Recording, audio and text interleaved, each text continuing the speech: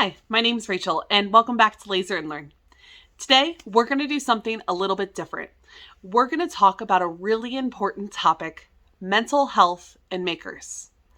If you're a maker, especially if you are a business owner, you have probably experienced a wide variety of emotions, from excitement to finally nailing that skill that you really wanted to nail, to stress and anxiety and burnout around the holidays when you were making all of these orders, or even anxiety and stress in the beginning when you don't have orders to fulfill and everyone else around you has tons of orders and you feel like you're an imposter. Why did you even start this business? Why do you even want to do this?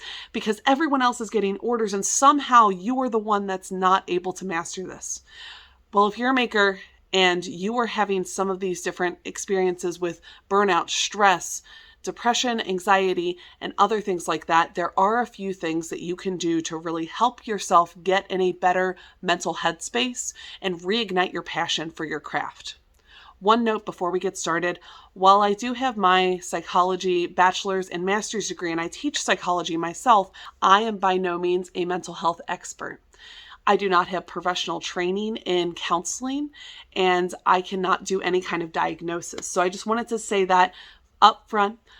If you are having experiences where you are having thoughts of suicide or self-harm or anything else like that, any other severe problems, please, please, please contact your doctor, contact a therapist, contact a mental health professional.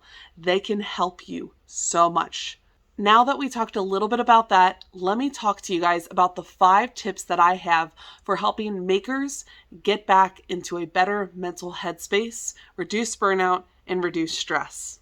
The first thing that I would recommend to help your mental health if you're a maker is to make something for yourself.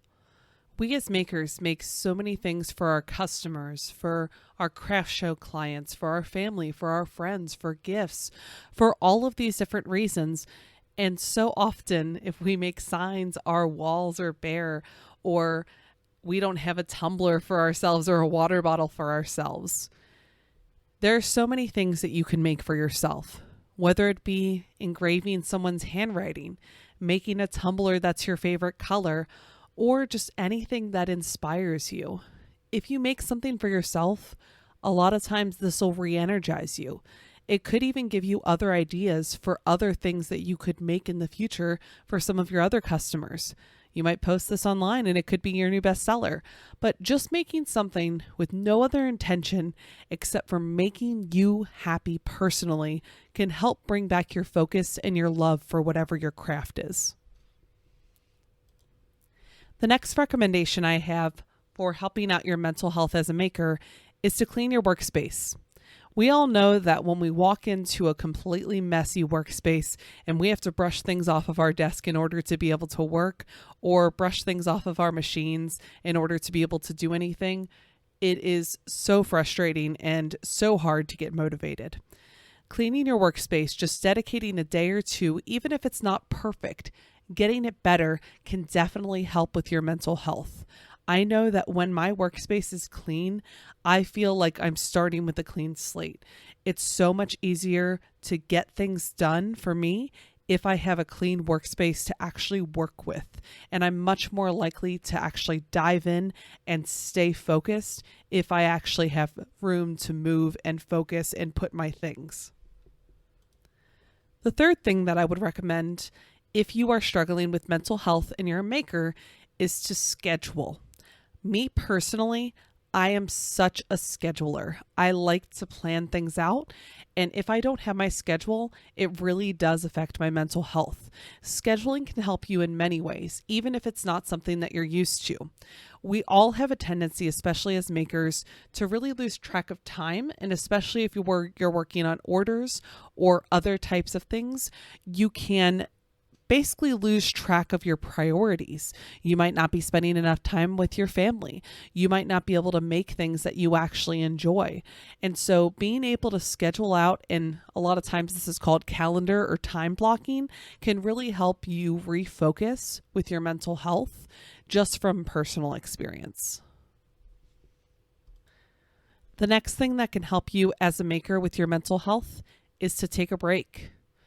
I actually have this in my workshop downstairs. It says, learn to rest, not quit. This is something that I always had a tendency to overdo ever since I got back in the workforce. I would always run myself into the ground, making lesson plans, doing too many orders, or whatever I would do. I would go so hard into it that I would burn out and get exhausted and need to collapse for a few days. So I have tried very hard to make this my new motto, is instead of quitting, I just take a break.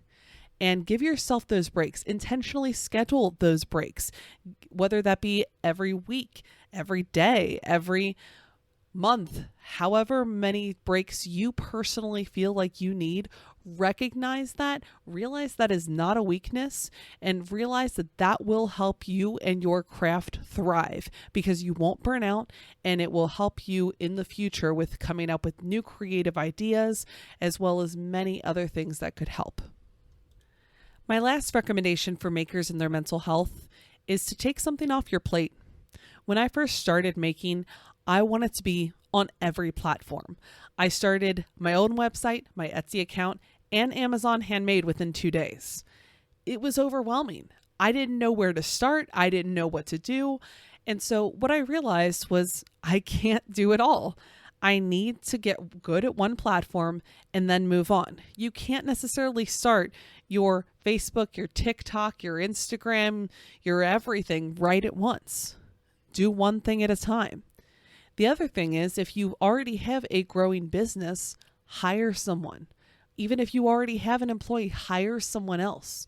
This could be a person to do your social media. This could be a person to do email marketing. This could be a person to make your products. This could be a person to run your books. It doesn't matter.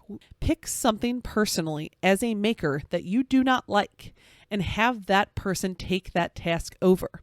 They could package your orders. They could run things to the mailbox. Anything that you feel like you could outsource, and if you have the funds to do so, do it. This will help you manage your mental health a lot better. And if you do not have the money or funds for that, figure out something that you could drop from your plate. Are you forcing yourself to post on TikTok every day?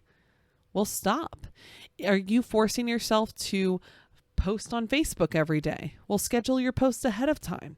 There's lots of things that you could cut back on as a maker that would definitely help you focus on your mental health. Thank you so much for watching again today. Tune in next Monday for another video. In the meantime, if these tips are not helping you or your mental health problems go beyond making, please, please, please contact your doctor.